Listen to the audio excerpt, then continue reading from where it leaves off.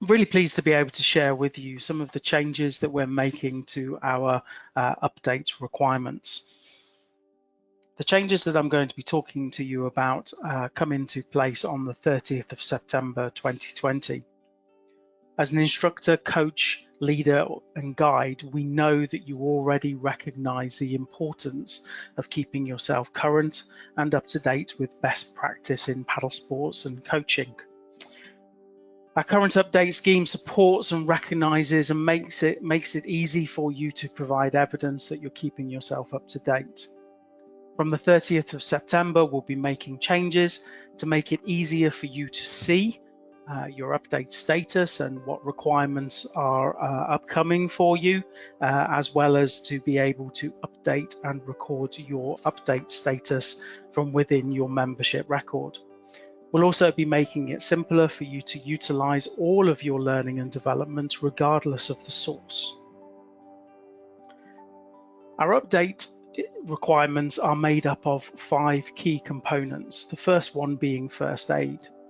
That requirement is not changing, so there is still a requirement for you to have appropriate first aid training on your record.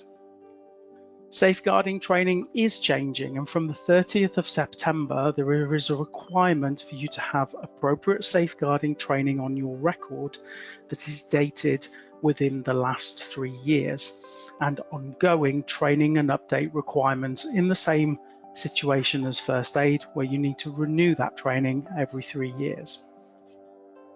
You need to be a current member of British Canoeing, Scottish Canoe Association, Canoe Wales, or the Canoe Association of Northern Ireland, depending on where you reside. Agreement to working within our Code of Conduct for Coaching Workforce, and continual professional development. And continual professional development is the main area that's changing on the 30th of September. Currently, the way we calculate CPD is by time, with certain formal and informal development opportunities giving an 18-month or 3-year extension to your CPD. This is given from the date of the CPD application or the course that you've undertaken. I just thought it'd be worth sharing with you an example at this point.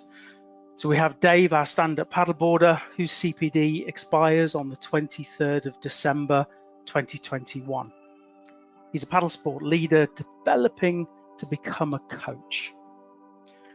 In September 2020, Dave completes his coach core training.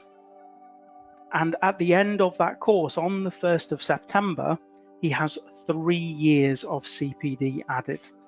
So his new expiry date is the 1st of September 2023. A few weeks later, Dave becomes a stand-up paddleboard coach, passing his assessment on the 10th of October 2020. That 3 years of CPD being added because he passes his assessment takes his CPD expiry to the 10th of October 2023.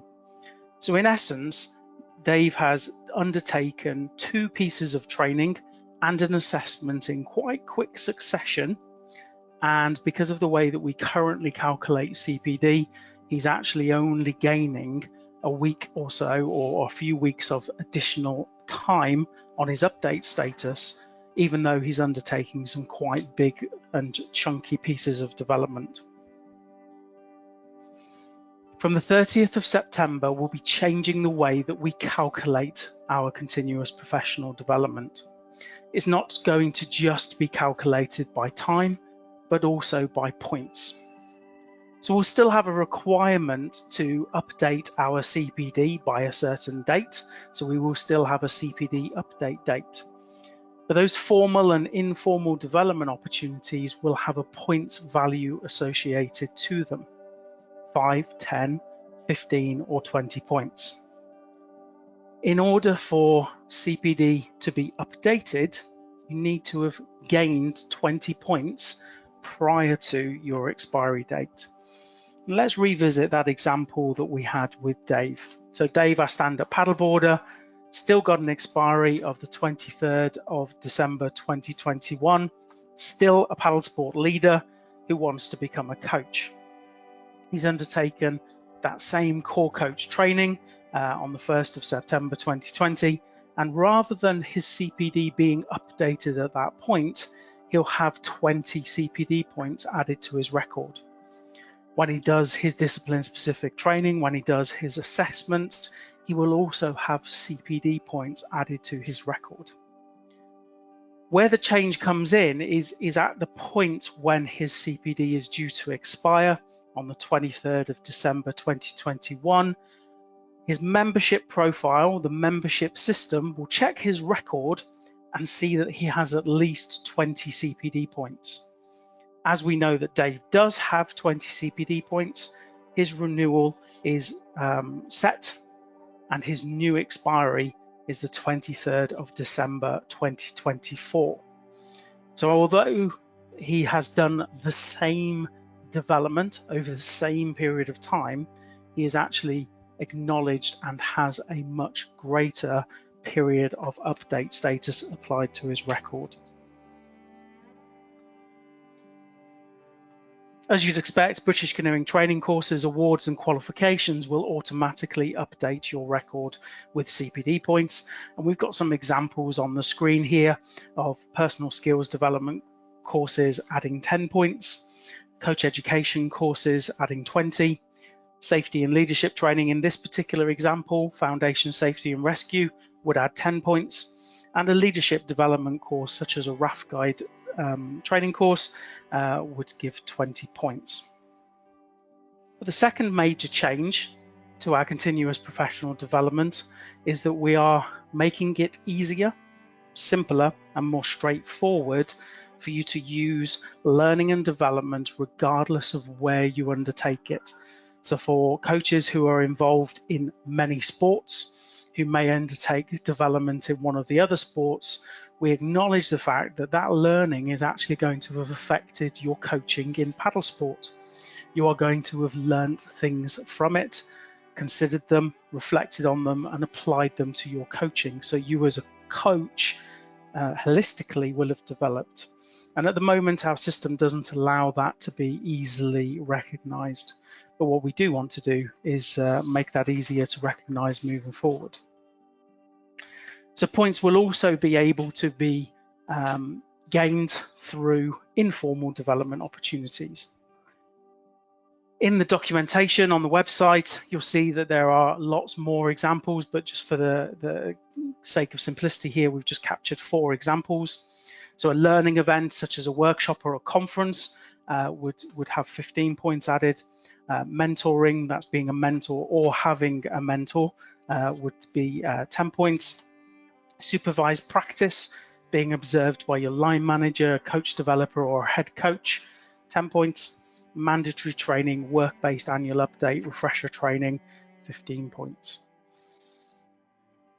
We've put considerable time and energy into ensuring that we have a simple to use system within your membership profile so that you're able to manage your CPD, easily see when different aspects of your update requirements need renewing, and be able to submit informal learning so that we can consider it and it can be added to your record.